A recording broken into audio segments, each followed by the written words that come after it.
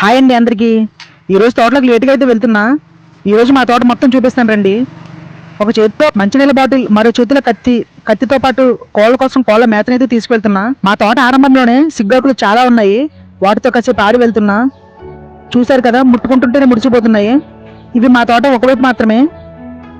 తేగి చెట్లు, మామిడి చెట్లు కూడా నాటామో చూడండి.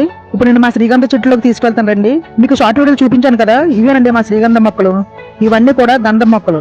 ఈ గంధం మొక్కలతో పాటు నేరేడు, జామ కూడా వేసాము. మొత్తం కంచి చుట్టూ తేగి చెట్లు ఉన్నాయి.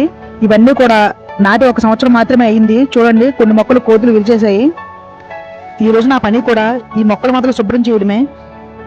కోళ్లకు మేత వేసి వచ్చిన తర్వాత మళ్ళీ ఈ పని స్టార్ట్ చేస్తాను.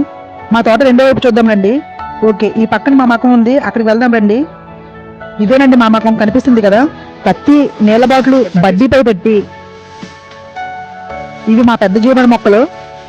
వేసవికాలం మొత్తం మాకు ఈ మామిడి మొక్కలతోనే సరిపోతుంది. కోళ్ళకు మేత వేయడానికి వెళ్తున్నా రండి. మా కోళ్ళ పాకం చూపిస్తాను రండి. మాకున్న ఈ కొంచెం స్థలంలో అన్ని రకాల మొక్కలు వేశానండి. కొబ్బరి మొక్కలు, జామ మొక్కలు, నేరేడు, కమల, ఇంకా చిక్కుడుకాయ పాదులు, తోట చుట్టూ మునగ చెట్లు కూడా వేశాము. ఇది మా కంచె. మా తోట వెనకదారి ఇది. ఈ పువ్వులు చూశారు కదా, నిజంగా మనం పెంచితే ఇలా అందంగా పెరగవు. వాటంతట అవే మొలిచాయి కాబట్టి తోట మొత్తం వ్యాపించాయి. చూడడానికి కూడా చాలా అందంగా ఉన్నాయి. చామంతి పువ్వుల్లాగా ఉన్నాయి. అయినప్పటికీ ఇవి దేనికి పనికిరావు. వాటి అందరిని చూసి ఆనందించడం తప్ప. పక్కన కొన్ని చామదుంపలు వేశాము, అవి కూడా చూపిస్తాను రండి. ఒకసారి తవి చూపిస్తాను. ఇవి ఇంకా సరైన పరిమాణంలోకి రాలేదు, కానీ మీకోసం తవి చూపిస్తాను.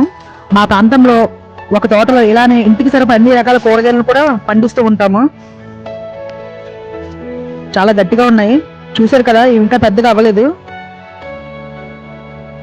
ఈ కమల చెట్టు చూసారా, నాటి 3 సంవత్సరాలు అవుతుంది. 2 కాయలు అయితే కాసింది. అప్పుడు వీడియో తీయలేదు, తినేసాను. రుచి అయితే తీయలేవు, నార్మల్ టేస్ట్గానే ఉన్నాయి.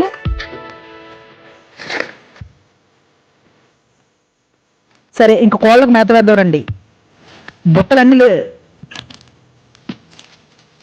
బుట్టలన్నీ లేపేసి ఉన్నాయి. ఇక్కడైతే జరిగింది అనిపిస్తుంది నాకు.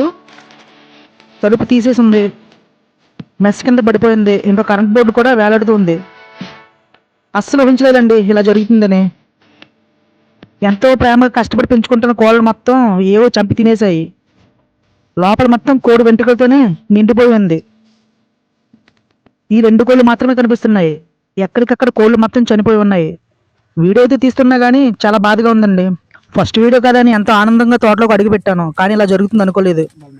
సారీ అండి, వీడియో ఆపేస్తున్నా. బాగానే తెలియదుకుంటారా.